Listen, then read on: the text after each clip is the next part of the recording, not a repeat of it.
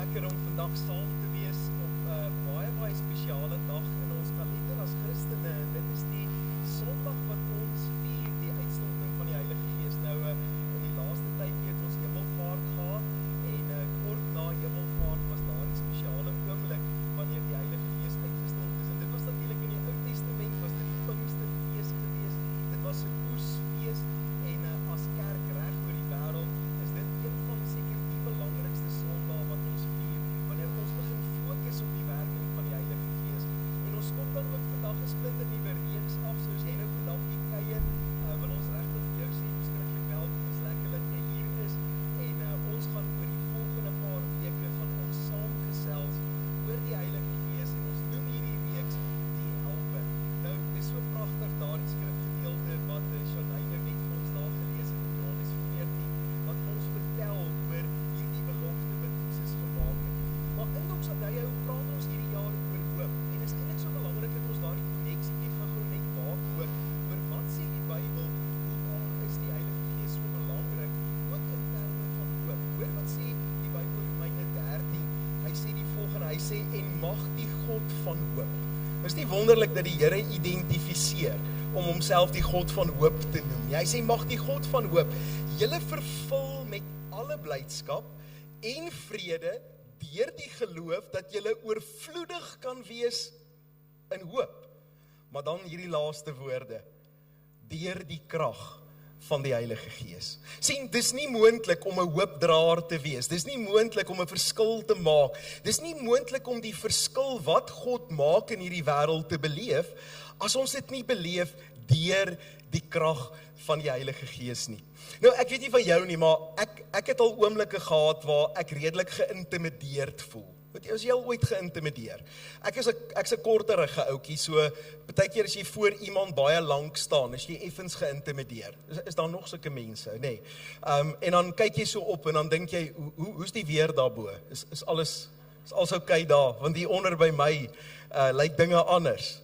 Ek het baie keer so intimidasie gehad, net om te sê, dis nie net kort mense nie, maar as jy terugkom van 'n Desember vakansie af en jy klim op die skaal. Het jy al daai intimidasie beleef? Dan weet ons wat is meer, nee. Hoe lyk meer? Dis wanneer daai naaltjie verder beweeg. Maar hoor wat sê Jesus, en ek dink hierdie is amper 'n intimiderende vers vir ons as Christene. Jesus sê, Johannes 14, vers 12, hy sê, dit verseker ek julle. Wie in my glo, sal ook die dinge doen wat ek doen. En luister dan hier, klim Jesus op die skaal. Dan sê hy, en hy sal groter dinge doen as wat ek doen, omdat ek na die Vader toe gaan. En dan vers 16, en ek sal die Vader vra en hy sal vir julle 'n ander voorspraak gee. Van die vertaling sê 'n ander trooster, van hulle sê 'n ander helper. Ek sal hom stuur om vir ewig by julle te wees, naamlik die Gees van die wêreld. Die wêreld kan hom nie, die Gees van waarheid, die wêreld kan hom nie ontvang nie, omdat hulle hom nie sien nie en hom nie ken nie, maar julle ken hom. En dan hierdie verskriklike belangrike woorde, omdat hy by julle en in julle sal wees. Nou kom ons stop gou vir 'n oomblik en ons vra onsself die vraag af, wat het Jesus gedoen? Want Jesus sê, ek en jy, as sy volgelinge, sal meer doen. Nou dink gou vir 'n oomblik, ons dink dadelik sommer, Jesus het wonderwerke gedoen. Jesus het mense gesond gemaak, Jesus het mense se sondes vergewe. Jesus het opgestaan uit die dood. En dan sê die Bybel, ek en jy sal dieselfde doen. Maar Jesus het ook saam met mense geleef. Hy het gepreek, hy het disippels nader geroep, hy het vriende gemaak, hy het saam met mense by 'n tafel gesit en eet. Jesus het mense gedisipel op 'n proses om te sien hoe hulle lewens verander. Jesus het op die water geloop. En dan sê Jesus, ek en jy sal dieselfde doen. Nou, die oomblik wanneer ons dit hoor, dan beleef ons daardie stukkie druk. So, is dit moontlik dat die Here dit deur my en jou kan doen? Kan Jesus volgelinge regtig sê, ons kan dieselfde doen as Jesus? En dan is die antwoord daarop 'n volstrekte nee. Ek en jy kan nie. Ek en jy kan nie uit onsself nie. As jy daarin geslaag het om op water te loop, kan ons gou kaartjies verkoop vir na die tweede diens. want ons wil dit graag wil sien. Nou wat bedoel Jesus hiermee? Bedoel Jesus hiermee dat ons net die skouspel van wonderwerke kan doen? Nee.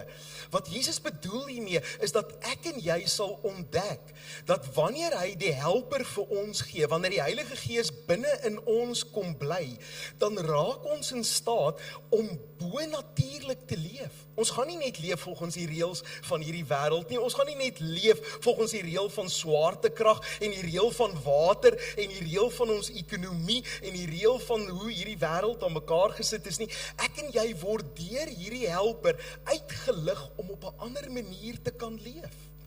En dis presies wat Jesus beloof. En reg deur die geskiedenis het ons gesien hoe hierdie woorde waar word. Hoe hierdie woorde van Jesus waar word, want vandag is die liggaam van Jesus, die kerk van Jesus Christus, wat reg oor hierdie wêreld werk, hy is besig om meer te doen, is wat Jesus self gedoen het. Want Jesus was op een plek in een oomblik van tyd, en sy kerk is vandag op elke plek op hierdie planeet, in elke oomblik besig om dieselfde goed te doen, as wat Jesus doen. Maar dis asof Jesus ons wil kom uitdaag om te sê, kom maak jou boksie 'n bietjie groter, kom dink 'n bietjie weier oor wat ek deur jou lewe wil doen.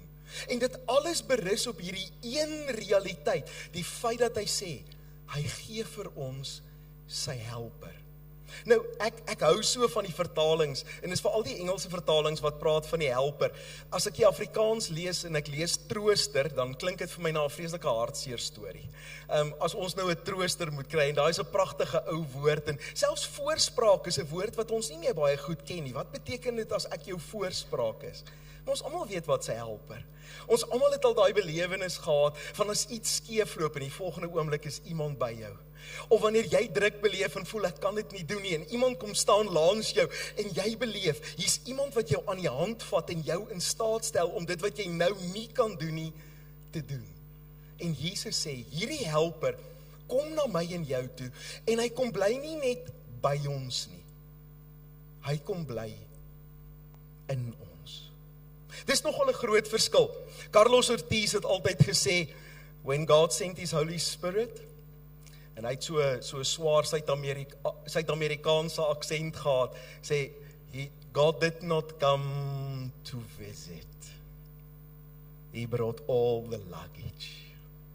Sien, daardie belofte wat Jesus maak, is die Heilige Gees wat opdaag met al die bagasie van God. Nou, my skoonma kon 'n tas pak. Kyk, ek het altyd gedink, daar's niemand, my skoonma het 'n tas gepak, wat ek as 'n volwasse man nie kon dra nie. Nou, ons het altyd hierdie stryd gehad, as sy saam gaan op vakansie, en jy moet daai doodskus agter in die kar inkry. En ek het met my eie oë gesien, hoe sy uit haar tas uit, soos beskuitpanne en 'n naaldwerkmasjien haal. Dan het ek altyd gedink, hoe op hierdie, wat van tas het sy nie klere? Maar wanneer Jesus beloof en hy sê, ek gee vir julle my Heilige Gees, en hierdie Gees bring die volheid van God, dan sien ek ou Marita se tas, ek sien die gewig van God se teenwoordigheid, wat in sy Gees na ons toe kom. Sien, wanneer ons praat oor die Heilige Gees, praat ons nie oor 'n iets nie. Ons praat oor iemand wat God is, wat net soveel God is as Jesus, en wat net soveel God is as die Vader, en hy's 'n persoon. So dikwels hoor 'n mens mense wat sal praat van die Heilige Gees as 'n krag, en ons gaan vandag so 'n bietjie stil staan, wat beteken dit, want daar's sulke pragtige beelde in die Bybel oor die Heilige Gees, maar die Heilige Gees is nie 'n krag nie, hy is nie 'n wind wat waai of waterdruppeltjies nie. Die Heilige Gees is die derde persoon van die Godheid. Wanneer ons lees in die Bybel, ons sien ons dat hierdie Heilige Gees word bly, hierdie Heilige Gees word hartseer, daar's goed waarvan hierdie Heilige Gees hou en goed waarvan hy nie hou nie. Hy's 'n persoon. En wanneer ons die Heilige Gees ontmoet, dan ontmoet ons 'n persoon van die Godheid. Hy het 'n persoonlikheid, hy het 'n karakter. Ek weet nie uit watter agtergrond jy kom as dit kom by kerk nie. Want my belewenis is baie keer dat Christene het een van twee goed. Of ons is te veel opgewonde oor partygoed van die Heilige Gees, of ons is regtig bang wanneer enige iemand oor die Heilige Gees praat. O, vrek, wat gaan aan die einde van hierdie diens gebeur? Ek trek so lank my handsak nader, want ek dink ek gaan hardloop. Hier gaan vreemde goed gebeur. En die realiteit is, dat wanneer Jesus oor die Heilige Gees praat, niemand bang word nie, en niemand ook oor opgewonde raak nie. Want Jesus kom stel 'n persoon aan ons bekend, wat die Heilige Gees is, die derde persoon in die Godheid. En hierdie drie-eenheid, Vader, Seun en Heilige Gees, hulle is presies dieselfde, hulle doen presies dieselfde goed, hulle is besig met dieselfde werk, om die waarheid te sê, as jy die een sien, dan sien jy die ander twee is ook daar. Dis hierdie groot oomblikke in die geskiedenis van hierdie planeet, sien jy hoe hierdie drie persone saamwerk. En die wonderlike ding van die belofte wat Jesus maak, is dat ek en jy nie net Jesus volgelinge is nie, ons nie net deur die Vader aanvaar word nie, maar dat ons hierdie derde persoon van die Godheid net so volledig kan beleef, soos wat ons die liefde van die Vader en ook die voorbeeld en die werk van Jesus kan geniet en kan beleef.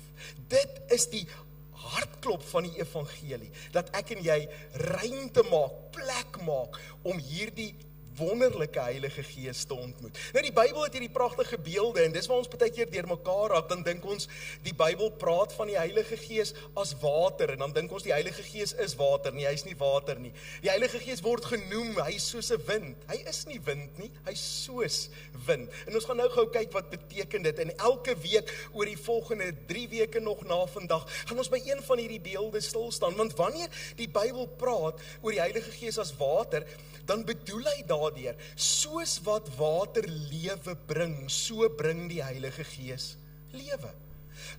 Hier in die Kaap, weet ek, 'n paar jaar terug, was hier 'n verskriklike droogte gewees. Ons het daar in die binneland gehoor, van daardie tyd toe mense gestort het, en julle 'n klein skotteltjie binne in die stort gesit het. Ek weet nie wie kan dit nog onthou nie, ons blok mos sulke goeters uit.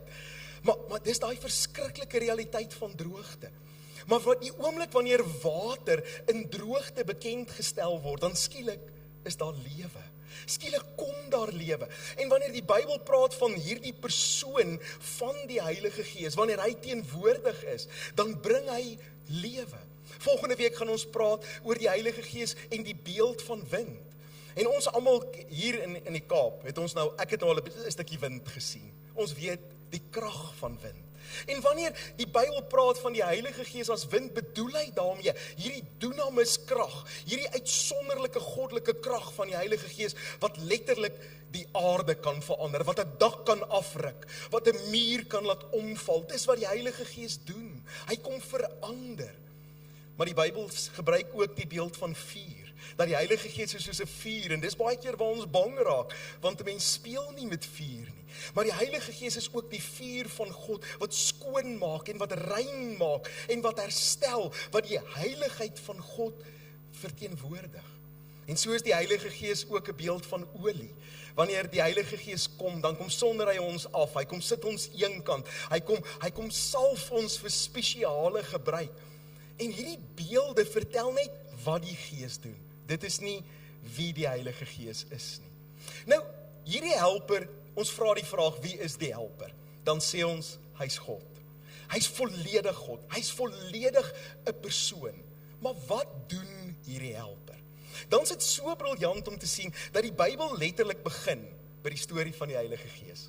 In die tweede versie van die Bybel ontdek ons al reeds die teenwoordigheid van die Heilige Gees. Net soos wat ons die Vader daar sien, so sien ons Jesus daar, en so sien ons die Heilige Gees daar. En is eintlik so fenomenaal. Genesis hoofstuk 1 sê die volgende, hy sê vers 1, ons ken dit so goed, hy sê in die begin het God die hemel en die aarde gemaak. Gou net om te sê, die Bybel is 'n storie van hemel en aarde. Die hele Bybel gaan oor die storie van hemel en aarde. En hierdie oomblik, Genesis 1, is wanneer hemel en aarde bymekaar kom. En as hemel en aarde bymekaar kom, is daar skepping. Gebeur daar iets radikaal. Nou sê hy, die hemel en die aarde is geskape. Hy sê, en die aarde was woes en leeg. En duisternis was op die wêreld vloed. Dit beteken maar net, daar was groot chaos gewees.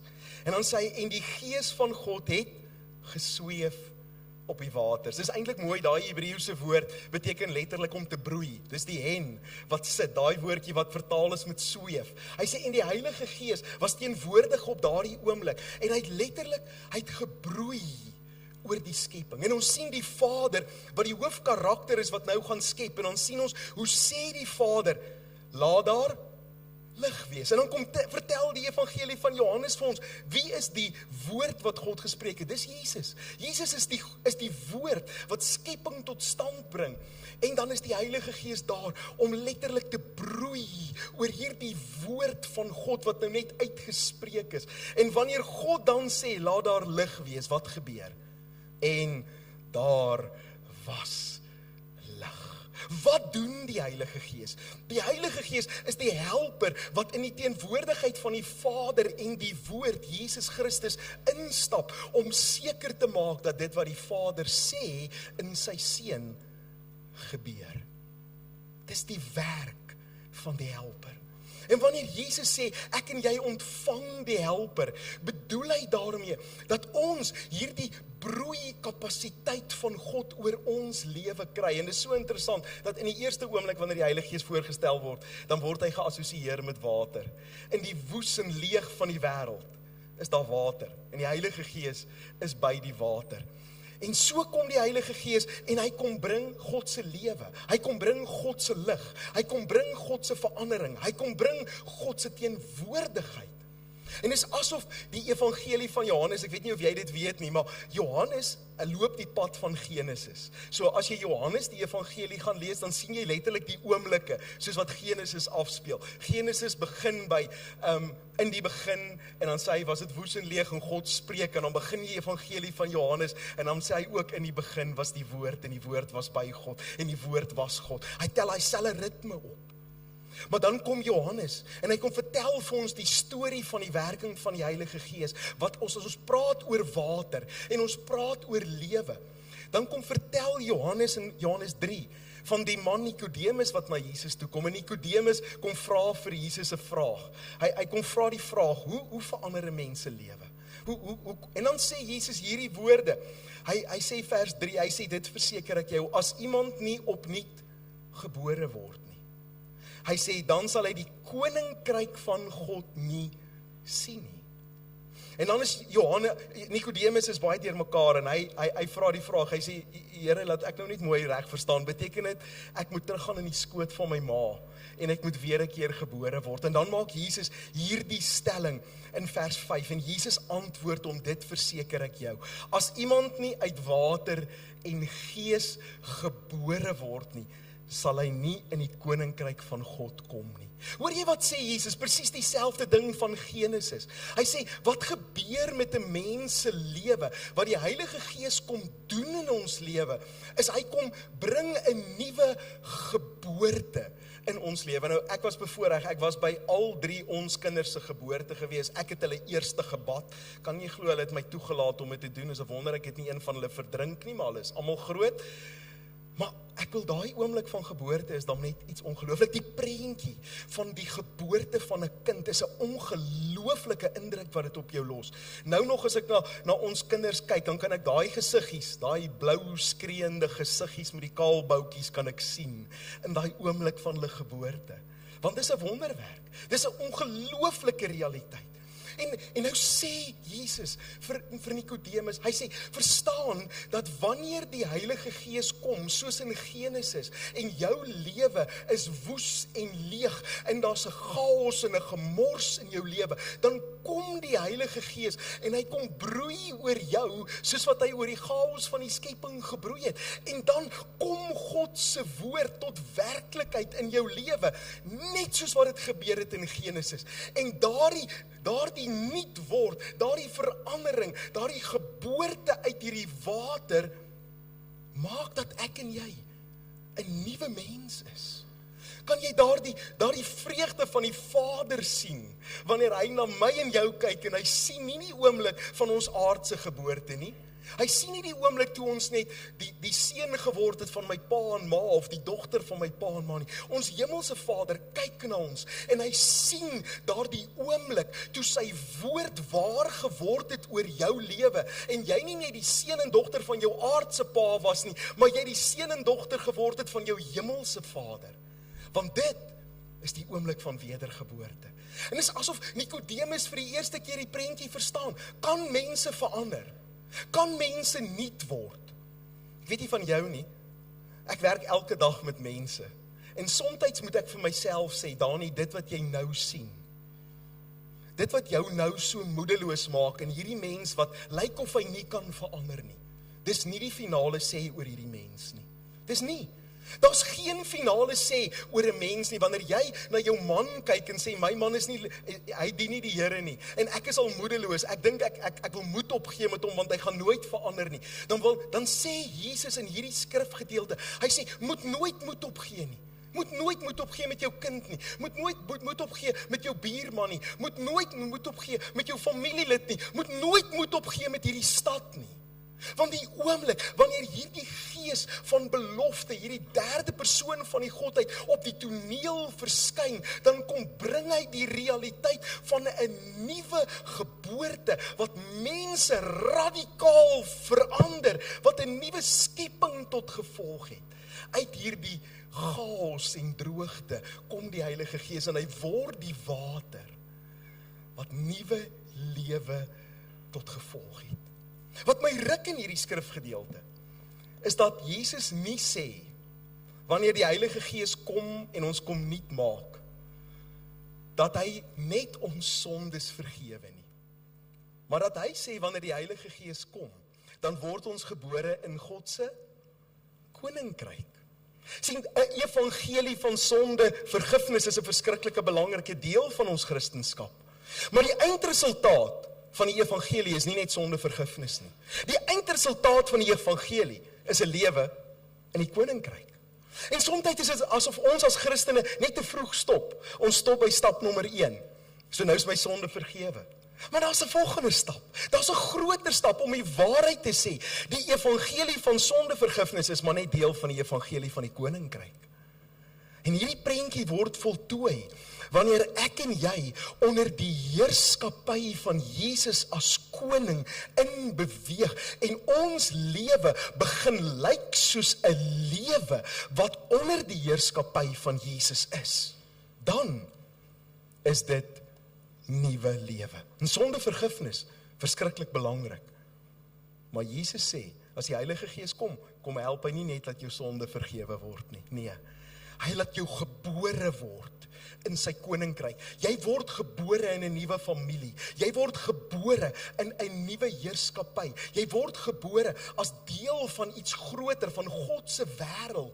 En soos wat in Genesis hemel en aarde bymekaar gekom het, sê Jesus eintlik in Johannes 3. Hy sê wanneer die Heilige Gees in ons lewe God se woord kom waarmaak, dan kom hemel en aarde in my lewe bymekaar. Want dis God se koninkryk. Kan jy dink dat jy 'n lopende teenwoordigheid van God se koninkryk in hierdie wêreld is? Dat die hemel en die aarde bymekaar kom in jou lewe. En wanneer ek instap in my werksplek, dan is die hemel besig om daarin te stap, want dit is wat gebeur. God se Gees wat uit die hemel is teenwoordig in my lewe. Wanneer ek in my huis instap, is dit hemel en aarde wat bymekaar kom. Kan ek en jy verstaan hoe belangrik God ons ag in hierdie wêreld? Want jy en ek is die bymekaar kom plek van hemel en aarde. As sy Gees ons nuut kom maak. Daarom sê Jesus vir Nikodemus, hy sê, wat uit vlees gebore is vlees. Maar wat uit Gees gebore is Gees. Wat beteken dit? Vlees is ek is die seun van Josef Rood. My pa se naam was Josef. So uit vlees is ek 'n Rood. Maar hierdie klomp Roods is 'n klomp skurke. Van hulle wil niks met die Here te doen hê nie. Van hulle, my oupa, was 'n man wat sy vuis na die hemel toe opgesteek het as die haalbuie in die Vrystaat val en hy het God gevloek. Dis my vlees herkoms. Maar daar was 'n oomblik in my lewe, toe ek ontdek het, daar's 'n groter identiteit as die identiteit van my vlees, as die identiteit van my familie. Ja, verseker, hulle het almal bakore en groot neuse. En ek kan nie wegkom van dit nie. Ek kyk in die spieël, dan dink ek nog steeds, o liewe aarde, ja, daar is hy. Jy lyk soos hulle. Maar daardie oomblik, toe God se Gees kom broei oor wie hierdie mens is, toe word daar Gees gebore. Gees bedoel nie daarmee ons raak nou weird nie. Ons raak nie vreemde mense nie. Ons raak nie te funny nie. Moenie te funny raak nie. Daar's genoeg funny in die wêreld. As Jesus sê ons is geesmense, bedoel hy daarmee, ons het 'n nuwe identiteit. Ons Vader van die hemel, ons ontdek, ons is gebore uit sy bloedlyn. Jy lyk soos die God van die hemel. Hy is jou pa. Jy lyk soos hy. Jy het sy oë. Jy het sy ore. Jy het sy neus. Jy het sy karaktertrekke. Jy's gebore uit die Gees. Ek dink daarom dat Paulus ons kom help. As hy skryf 1 Korintiërs 12, wat eintlik dis een van daai omkrapverse in die Bybel. Ek lees hom baie keer, dan besef ek, as jy hom lees, dit maak eintlik mense so klein bietjie bang. Hoor wat sê 1 Korintiërs 12, hy sê, daarom wil ek hê julle moet weet, dat niemand kan sê, vervloek is Jesus, en dan deur die Gees van God praat nie. Hy sê nee, wanneer iemand sê Jesus is Here, kan dit net wees deur die Heilige Gees. Hoor jy daai gewig? Ek en jy dink al baie keer, wanneer ons die gebed bid en sê, Here, wees asseblief Here van my lewe. Dan dink ons, dis maar net ons begeerte. Hoor nie, jy maak 'n reuse groot fout. Daai is God se Gees. Jy en ek kan nie sê, Jesus is Here, as dit nie deur die Heilige Gees is nie. En hiermee bedoel Paulus nie net dat ons dit met woorde sê nie, maar hy bedoel daarmee dat ons dit leef.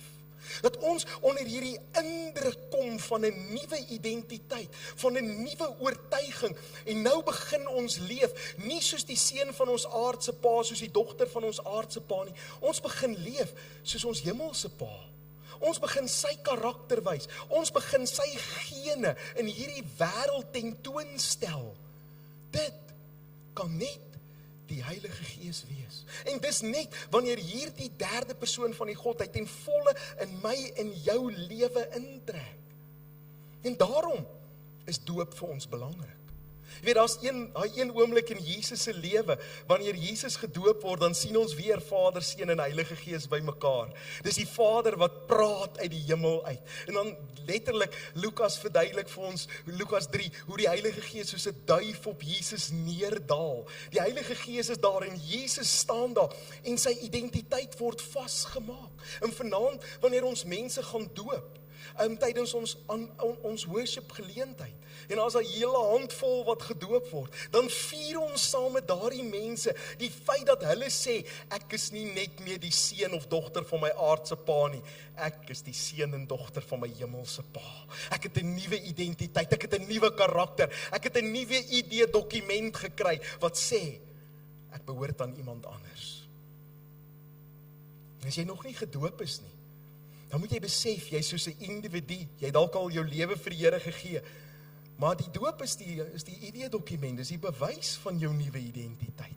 Hy sê wat jou van, hy sê wat is jou naam, hy sê waarvan het jy kom en waarheen jy op pad is, en daarom doop ons, is nie 'n mistiese oomblik nie. As jy nog nie gedoop is, jy kom praat na die tyd, kom vra, want daai is 'n belangrike oomblik.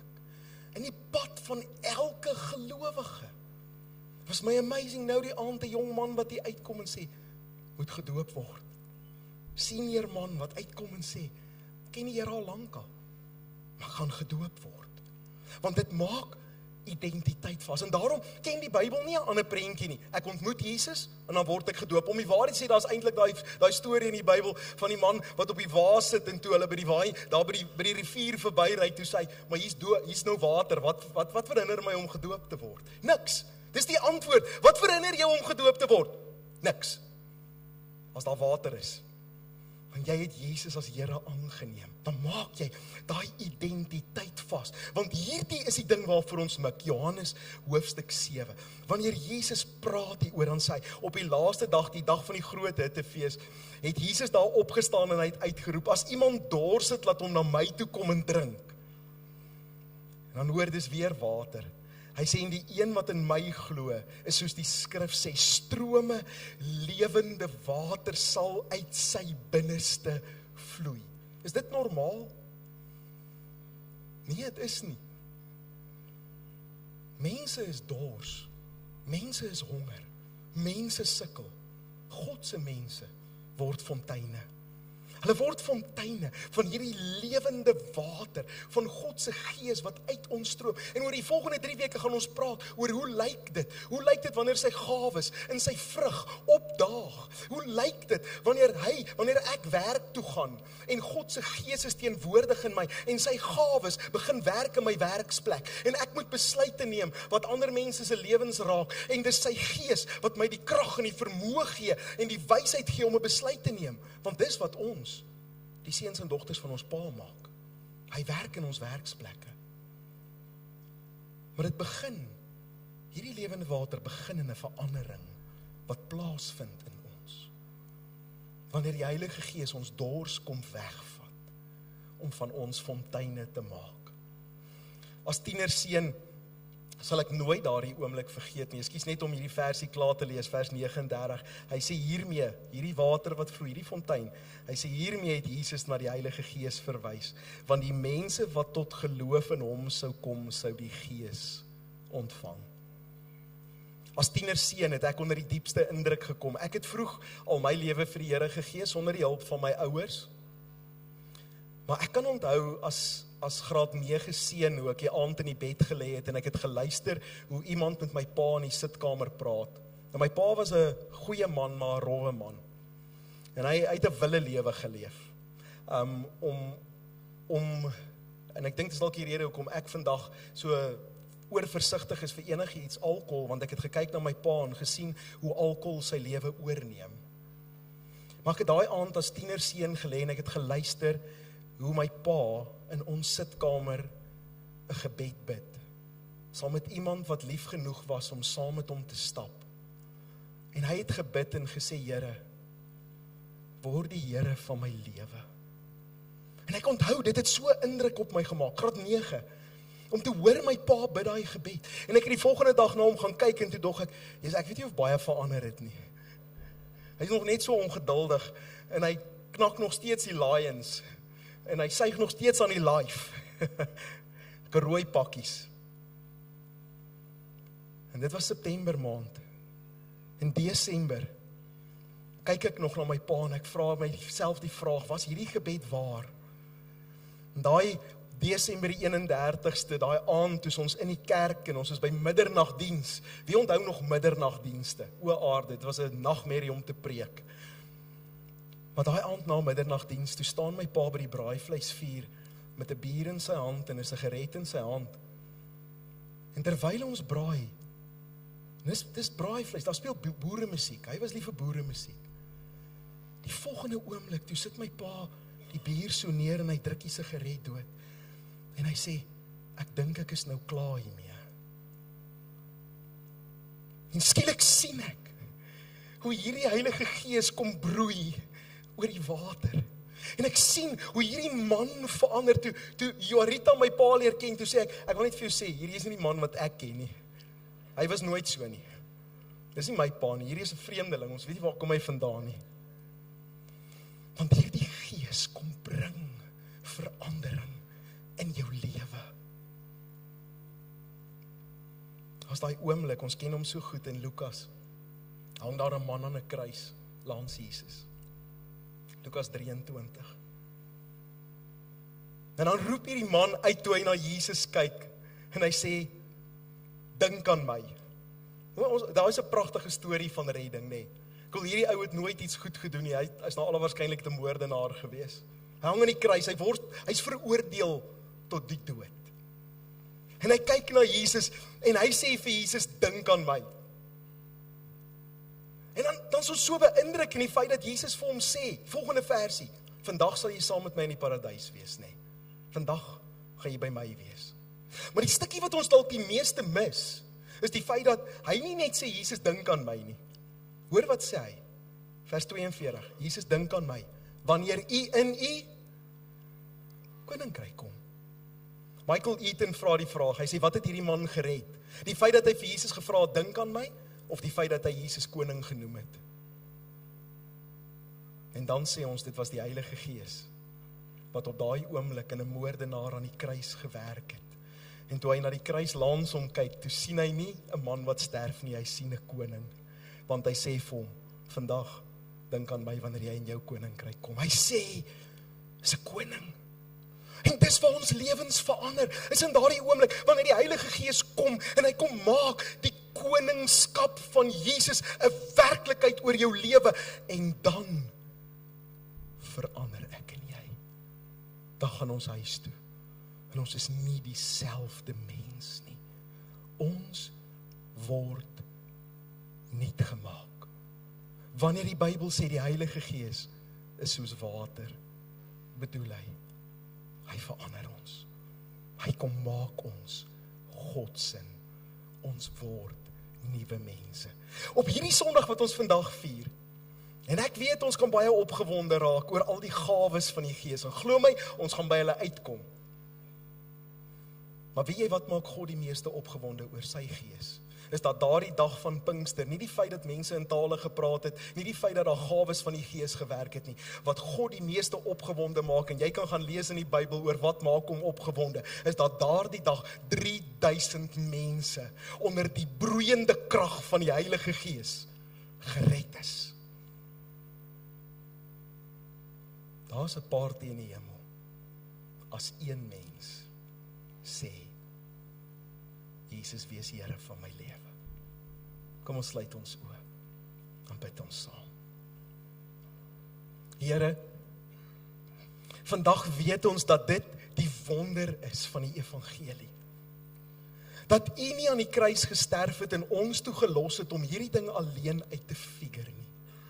Maar U stuur die helper na ons toe. U stuur die helper om in ons lewe te kom uitbroei, die krag van U verandering, die krag van nuut word, die krag van radikale transformasie wat in ons lewe plaasvind, tot so mate dat 'n Paulus sal uitroep om te sê, alles wat ek was, die oue is verby en alles het nuut geword, ek's 'n splinter nuwe skepsel. Here, en dis onder daardie indruk wat ons vandag wil vra, Heilige Gees, kom maak dit 'n werklikheid in ons lewens. Kom broei uit in die chaos van verlorenheid die lewe van God die Vader. Kom verander ons identiteit. Ja, kom vergewe ons sonde, maar meer as dit, kom maak ons nuwe mense. Heilige Gees, ons nooi U uit om dit vandag in ons te kom doen. Terwyl almal se oë gesluit is, wil ek 'n oomblik gee, dat as jy vandag hier sit en sê, ek wil net vandag sê, soos die man aan die kruis, Here, dink aan my, want U is die koning. Wil jy nie gou jou hand opsteek nie, want ek wil so graag 'n gebed saam met jou doen. Ek wil so graag daardie gebed van redding saam met jou doen. Ek wil so graag daardie gebed doen vandag, dat daar meer met jou sal gebeur as 'n oortuiging, dat jou sonde vergewe kan word. Here, dink aan my. Maar dat daar vandag 'n wonderwerk met jou lewe kan gebeur, in die teenwoordigheid van God se Gees, wat 'n nuwe karakter, 'n nuwe identiteit, 'n nuwe lewe, 'n werklikheid kom maak in jou. Miskien sit jy al jare in die kerk, miskien het jy al honderde preke gehoor. Maar Here, ek kom bid vir elke persoon wat sy hand nou opgesteek is, vir 'n nuwe oortuiging. Here, sal dit 'n Genesis oomblik wees, wanneer die Vader gereed staan om te skep, en Jesus die woord op die oomblik voor hy uitgaan om lewe moontlik te maak. Die Gees kom broei oor die chaos van ons gebrokenheid. Here, dankie dat daardie Gees nie vanoggend bang is vir ons stikkend nie, Dat daardie gees nie vanoggend bang is vir ons sonde of vir ons slegte gewoontes nie. Dat daardie gees nie vanmôre wegvlug omdat ons vuil is nie, maar dat daardie gees vanmôre instap en sy vlerke kom sprei oor die gebrokenheid van wie ons is, in gereedheid om 'n nuwe mens tot gevolg te hê. Heilige Gees, kom doen dit vanmôre in mense se lewens. Kom doen dit vanmôre in hierdie kerkgebou. Kom hoor vandag wanneer mense soos 'n man aan die kruis uitroep en sê, dink aan my, Koning Jesus. Dink aan my, Koning Jesus. Koning Jesus, dan weet ons, U Gees is hier. U Gees is hier wanneer ons sê, Jesus is Here van my lewe. Dan weet ons, U Gees maak nuut vanmôre. U Gees verander vanmôre.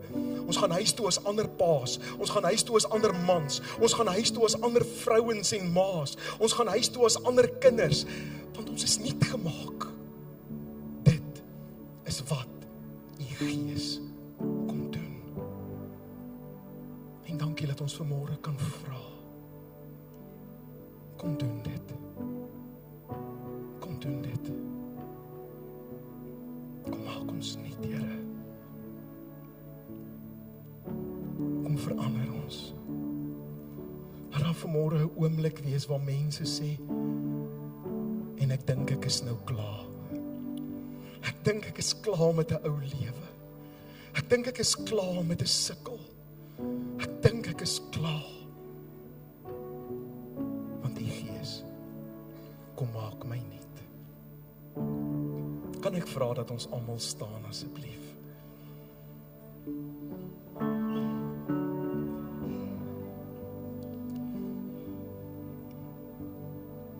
As jy vanoggend jou hand opgesteek het en jy wil gehelp word om te groei. Jy wil uitvind wat's volgende tree. Wil jy nie asseblief jou naam gaan, skryf jou naam op die praat met ons kaartjie, hy's op die stoel. En sê net daar, ek wil gehelp word. Want ons gaan iets doen, ons sal iets in plek sit, ons sal seker maak jy word gehelp. Ons wil saam jou hierdie pad stap, om die Here se verandering in jou lewe te sien gebeur. Ons het amazing groepe, ons het amazing leiers in hierdie gemeente, wat nie kan wag om jou aan die hand te vat, en saam met jou te stap, en uit te vind wat beteken hierdie nuwe lewe nie. Maar die volgende 2 weke gaan ons hierdie oefening wat ons nou doen, elke dag, elke keer wanneer ons by mekaar kom, gaan ons dit doen. Ek weet nie van jou nie, maar ek kyk na die nuus en hier's 'n groot gebeure wat voor lê in die volgende paar dae in ons land, naamlik 'n verkiesing.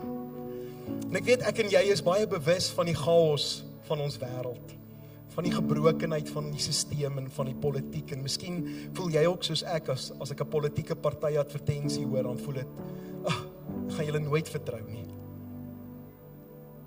Maar kan ons vanmôre oor ons land bid, dat hierdie selfde Genesis oomblik in Suid-Afrika gebeur? Want ek dink God is nie net in die besigheid daarvan om die mense nuut te maak nie. Ek dink hy is in die besigheid om die wêreld nuut te maak. En hy sal ook ons land nuut maak. En miskien staan jy hier en sê, "Jog Dani, jy vat dit ver." Ek dink toe Jesus op die troon gaan sit, lees ons in Openbaring 21, het hy gesê, "Kyk, ek maak alles nuut." Suid-Afrika is ingesluit in alles. Ons stad is ingesluit in alles.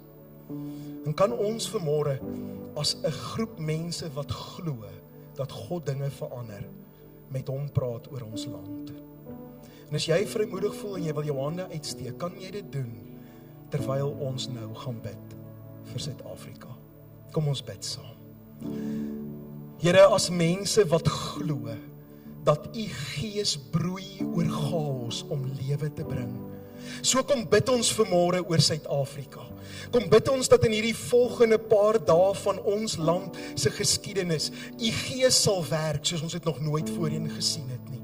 Ons kom bid, Here, dat U mense onder die indruk van U Gees en van hoop sal bring in ons dorpe, in ons stede, op ons platteland en in ons metropole. Ons kom bid, Here, dat in elke skool, in elke besigheid, in elke landshof, in elke plek van regering, in elke mediahuis, in elke plek waar kuns en sport beoefen word, daar vanmôre 'n krag van U Gees losgemaak sal word in ons land. Ons kom bid, Here, vir 'n radikale verandering, vir 'n radikale vernuwing in ons land. Nie 'n nuwe party nie, Here, 'n nuwe koning. Dis waarvoor ons bid. Here, dankie dat ons kan bid vir vrede. Dankie dat ons kan bid vir herstel. Dankie dat ons kan bid, Here, dat wat ook al in hierdie verkiesing gebeur, U kies om dit te gebruik. U regeer deur onregverdig is, maar U regeer. En Here, vanmôre kom bid ons, dat in ons land, ons sal sien hoe lewe gebeur. Ons vra dit in Jesus naam. Amen.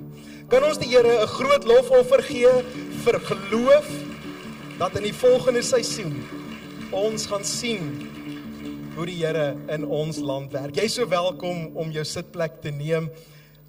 Dit is 'n groot voorreg om te kan bid vir ons land en ons gaan dit volgende Sondag weer 'n keer doen en ons gaan die Here vertrou vir iets baie besonder wat in die volgende seisoen in ons land gaan gebeur. As jy vandag hier kuier, dis so lekker om jou hier te hê en weer eens van my kant af baie welkom.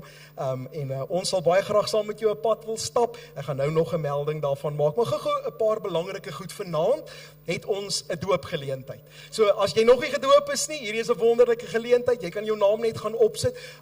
As jy vra wat herinner jou? Niks. As jy Jesus as Here aangeneem het, dan doop ons vanaand.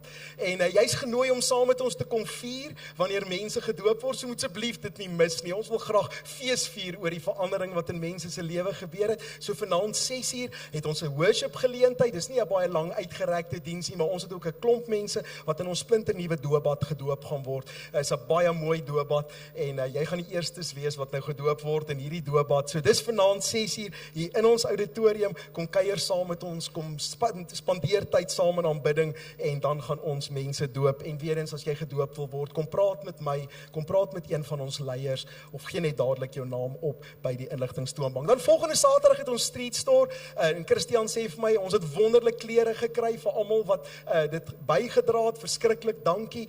Eerskomende Dinsdag aand is daar 'n geleentheid wat ons uitsorteer. So as jy ietsie wil beteken en jy wil waarde toevoeg en jy wil bietjie kom dien, wonderlike geleentheid. Ons pak klere uit en ons maak seker dat volgende Saterdag ons mense kwaliteit belewenis gaan gee in die manier wat ons hulle ook dan gaan bedien. So Street Store, baie groot geleentheid vir ons en as jy nog wil betrokke raak, kan jy uit die aard van die saak ook net jou naam gaan opgee vir Street Store. En dan gaan ek vra, wil jy nie gou na die skerm kyk terwyl Jarita vorentoe kom en 'n stukkie nuus gaan kom deel oor ons vrouebediening, maar kom ons kyk eers gou na die skerm.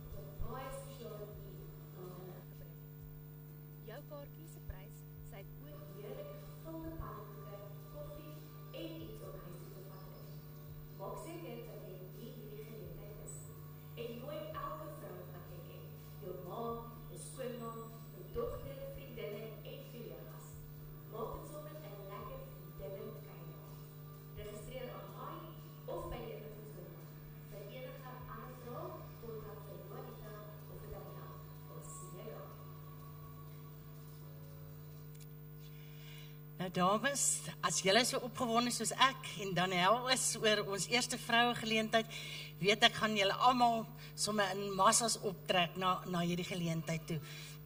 Ek moet nou sê, toe die manne vir ons sê, nee maar hulle wil hê ons moet 'n vrougeleentheid hou, omdat ons nog nie 1 uur 'n jaar gehad het nie, en ons sê, maar watter datum, en hier gee hulle vir ons die 31ste Mei, ons tog, julle besef, daar's net 2 Sondae wat ons kan adverteer, en ons het gekyk na baie ander datums, maar niks wou werk nie. So dames, ek was toe dadelik baie benoud geweest van, waar kry ons 'n spreker in 2 weke se tyd? Maar ek moet net hierdie ongelooflike getuienis met julle deel eers. Toe die Here het dadelik vir Esther op ons hart gelê, en toe ek haar bel, skryf ek nou eers die datum neer, die 31ste, en tog ek sal nou maar die eerste ook bysit, dan net ons daar 2 opsies om vir haar te gee. En toe ek haar bel, begin sy praat, maar sy praat so aan mekaar, sy gee my nie kans om iets te sê, hoekom ek haar nou eintlik bel nie. En sy sê, ja, jy weet nou, ek is deesdae so baie in die Kaap. Inteendeel, ek is die naweek van die 29ste tot die 3de Junie, 29 Mei tot 3de Junie is ek in die Kaap, in Gordons Bay. Maar dit voel vir my, kan dit waar wees? Want nou dink ek, waarvoor is jy daar, Esther? Nee, sy sê vir 'n verjaardag, en maar hulle gaan nou eers die Saterdagoggend gaan hulle nou uit vir die verjaardag. Ek sê nou, wat doen jy Vrydag aand? Nee, sy is maar net, ek sê Esther, maar hoe ek net so beleef hoe die Here in daai fynste detail daai datum vir ons uitgekies het. En hy het geweet, daai datum staan al lankal op die kalender, en dis ons datum. Maar ja, die groot ding is, toe dit gebeur, toe weet ek, maar dan gaan die Here al die ander detail ook vir ons uitwerk. En ek is sommer baie opgewonde daaroor. Maar vroue, ons het julle almal baie nodig, om vriendinne te nooi vir hierdie geleentheid. Esther se getuienis is regtig so 'n mooi en besonder getuienis van hoop. En juist wat ons besig is met die tema van hoop.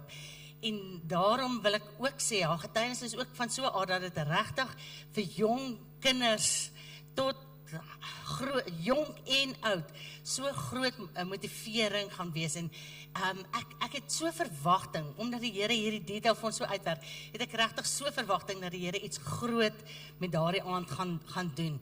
En daarom wil ek vir julle sê, baie keer sal jou vriendinne of so sal dalk nie kerk toe saam met jou kom nie, maar na so geleentheid toe sal hulle verseker saamkom. Nou julle gaan my nog baie dit hoor sê, om te sê, jy het 2 hande, vra vir die Here, wie moet jy saambring met hierdie 2 hande? Maar in hierdie geval wil ek vir jou sê, jy het 10 vingers. Vra vir die Here, watter 10 vriendinne moet jy saambring na hierdie geleentheid toe? En ons live groups en ons besluit almal saam, kom vroue, ons bring al ons vriendinne, ons bring al ons kollegas, ons bring al ons familie, en ons gaan na hierdie aand toe kom en 'n lekker saamkuier hê, en regtig net so gemotiveer word en deur Esther se getuienis van hoop. So ons is reeds reg daar tussen die infotoonbank en die koffie, gaan ons cherish tafel wees, en kom sit so lank klaar jou naam op, en sit so lank vriendinne se name op. Al kan jy nie dadelik vandag betaal nie, maar ons het daar geriewe, as jy met kaart wil betaal of kontant wil betaal, is jy baie welkom, en jy kan ook aanlyn registreer. Ons gaan 'n advertensie uitstuur na almal toe, en versprei dit op al jou groepe, en nooi almal, jonk en oud, en ons sien uit om julle almal daar te sien. Dankie. Daar sê, dis ons dames. Nou, ons gaan ons diens afsluit. Sal jy asseblief saam met my staan? Ons het starting point, is oop direk na afloop van die diens. As jy vandag 'n kuiergas hier is en jy wil graag deel word van hierdie familie, kom maak 'n draai hier, en natuurlik, nadat ek gebid het, moenie haastig wees nie, ons kuier lekker saam en maak 'n draai by die vroue se toonbank. Kom ons bid. Here, dankie vir u goedheid oor ons lewe. Dankie dat ons kan leef in die wete dat die liefde van God ons Vader, die genade van Jesus ons Here en die teenwoordigheid van die Heilige Gees by ons, met ons en in ons is. Ons sal nooit dieselfde wees nie. Amen. Mag die Here jou seën. Dankie dat jy vandag saam met ons was.